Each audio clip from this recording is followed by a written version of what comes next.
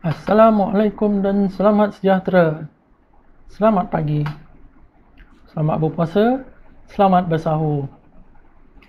Okey, hari ni kita bercerita lagi mengenai turbo. Turbo teknologi baru. Baru tak barulah, dah lebih 10 tahun dah usia dia. Okey, ramai orang tanya, apa fungsi diverter valve ni? Ataupun ada yang panggil divider valve ni, ataupun ada yang panggil DV valve. Ada yang panggil dumping valve, macam-macam nama. So kita panggil dia sebagai DV, diverter valve. Okey, sebab ada dalam market dia panggil performance kits yang diberi nama DV Plus. Okey, dia datang dalam kit macam ni. Macam ni, dia ada satu lagi spring kecil dalam ni. Okey, apa perbezaan DV Plus dengan DV Standard? Okey, mula-mula saya tak tahu, ini first time saya dengar benda DV valve ni, tapi selepas buat research sedikit dalam sehari dua, faham maksud dia, apa guna dia, apa function dia, macam mana dia berfungsi, macam mana dia bekerja. Jauh berbeza dengan DV valve Standard. Okey, DV valve Plus ni banyak dikeluarkan untuk kereta-kereta yang ada DV valve. Okey, saya terangkan macam mana DV valve Standard berfungsi dan macam mana DV Plus berfungsi. Okey, DV ataupun diverter valve ni, fungsi dia adalah untuk bocorkan atau untuk bypasskan kompres ataupun outlet daripada turbo kembali kepada inlet turbo supaya yang keluar ni tak ada kompres, tak ada boost. Okey, cerita dia saya dah banyak cerita dalam video-video sebelum ni, jadi kita boleh tengok kat sini. Sebab orang tanya pasal benda lah ni, DV Plus ni, apa fungsi dia. Tapi kita kena tahu fungsi DV Standard dulu, baru kita boleh tahu apa guna DV Plus. Okay, ni DV Standard untuk kebanyakan kereta yang menggunakan DV. Okay, yang ni dah rosak, dia punya diaphragm dah koyak. Okay, DV ni dia berfungsi dengan menggunakan signal daripada ECU 12 volt. Jadi apabila ada signal 12 volt masuk, benda ni akan masuk. Okay, dia kalau tak, dia duduk kat sini, ada signal, dia masuk. Jom kita tengok. Okay, ni bateri LiPo4 12 volt, jadi kita guna dia lah. Positif mana? Ni positif. Jadi positif akan pergi ke mana-mana je, sama je nanti.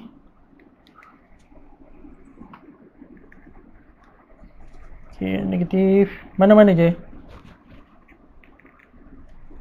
Polarity tak ada kat sini mana-mana je boleh masuk. Cuma jangan short je. Jangan short positif dengan negatif. Okey. Apabila ECU memberi signal kepada DV, dia memberi signal dalam bentuk 12 volt. Okey, dia macam ni. Okey, nampak dia masuk. Off, on. Off, on. On susah sikit sebab dia dah koyak diaphragm ni. Okey, dia masuk. Dia keluar. Apabila valve ni masuk, dia akan bocorkan laluan angin daripada kompres outlet pergi ke inlet. Jadi angin akan berpusing kat sini je. Yang keluar ni tak ada pressure langsung. Tak ada pressure. Ini dia panggil sebagai mode NA. Sebab enjin yang ada turbo ni, yang ada electronic control ni, dia ada dua mode.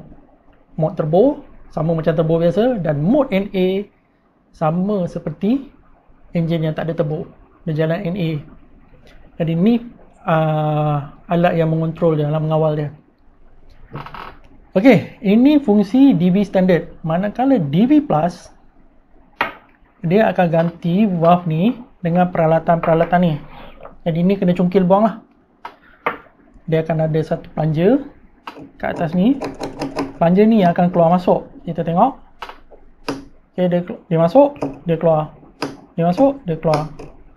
Jadi plunger ni yang keluar masuk. Dan kita akan tutup dia dekat sini. tekan, pusing-pusing. Tekan juga. Okey, kat sini. Jadi kita boleh tengok plunger tu kat dalam. Okay, dia berbunyi. Plunger tu turun naik.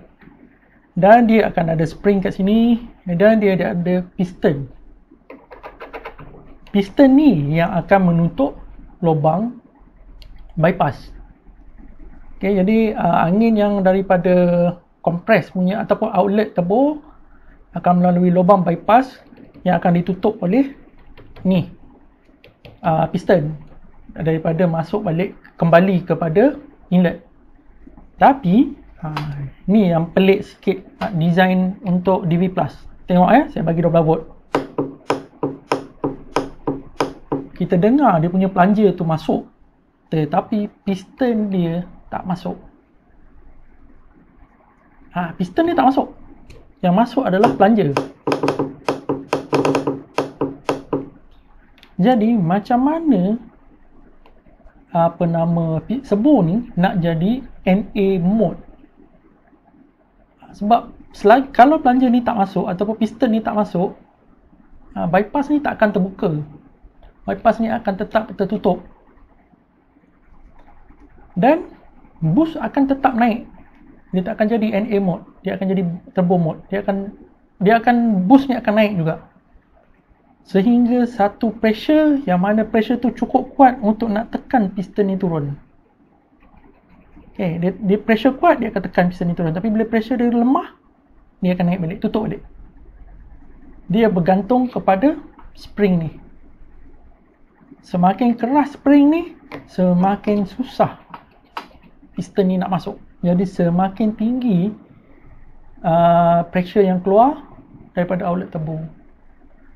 Pressure yang keluar ni kita panggil dia sebagai standby boost.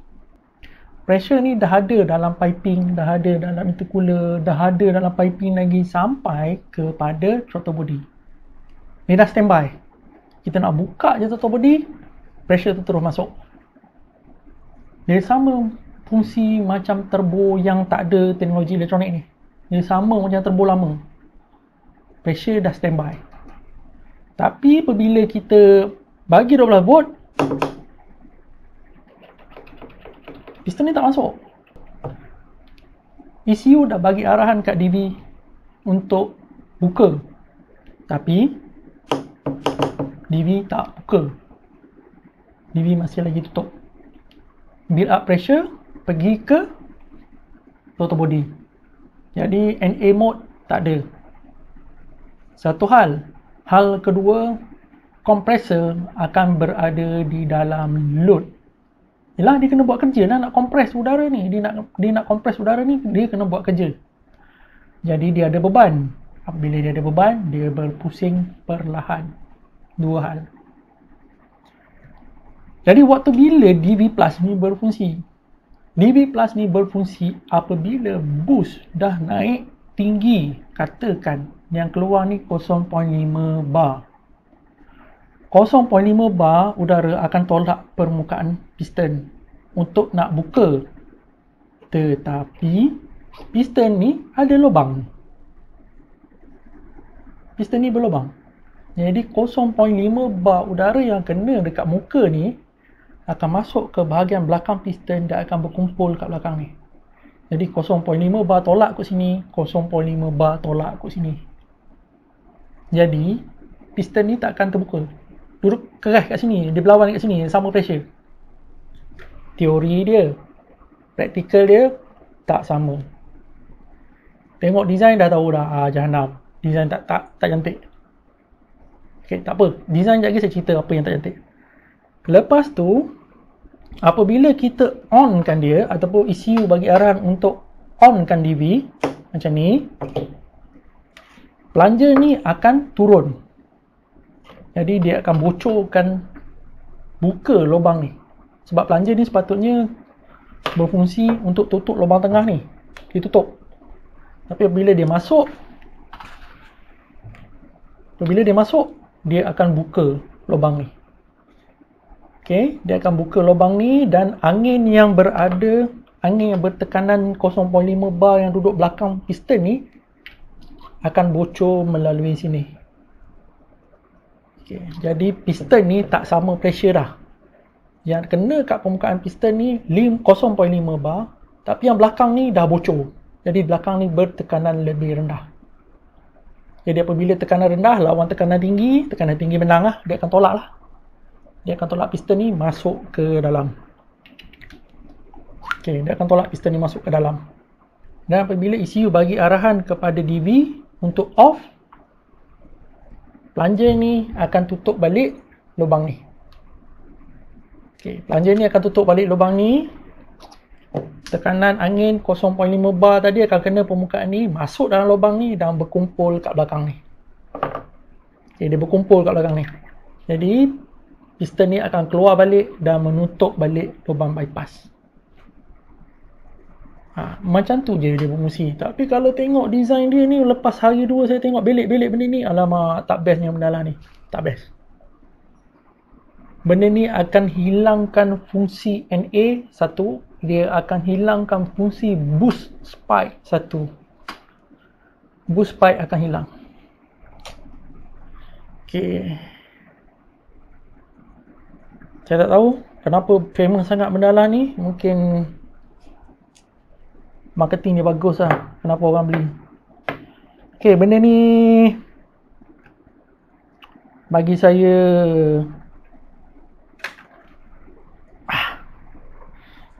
lebih bagus yang original. Cuma yang ni dia menang. Dia tak ada isu diaphragm koyak. Diaphragm ni koyak. Diaphragm ni kita boost, tekanan boost untuk mendalam ni tak tinggi. Okay, dia ada tulis kat sini 5.37 PSI. Tak sampai setengah bar. Tak sampai. Memang sangat rendah dia punya boost. Jadi diaphragm ni boleh tahan. Tak ada masalah. Tapi kena ingat, sistem dia ada boost spike. Boost spike tu yang menyebabkan diaphragm ni tak tahan. Banyak kali kena spike, last ni koyak. Okay, nak cerita lebih detail macam mana dia bekerja, seronok lukis dekat whiteboard. Baik, jom kita zoom sedikit. Kita lukis kat whiteboard. Nanti saya ceritakan macam mana nak pasang benda lah ni. Oh, lupa. Takut saya terlupa nanti. Nak pasang benda alah ni, dia bukan hanya beli keluar daripada kotak, pasang spring, pasang benda alah ni, terus masuk sini. Lepas tu benda alah ni masuk dekat sini, terus masuk sini. Siap. Oh, no. Dia tak semudah tu.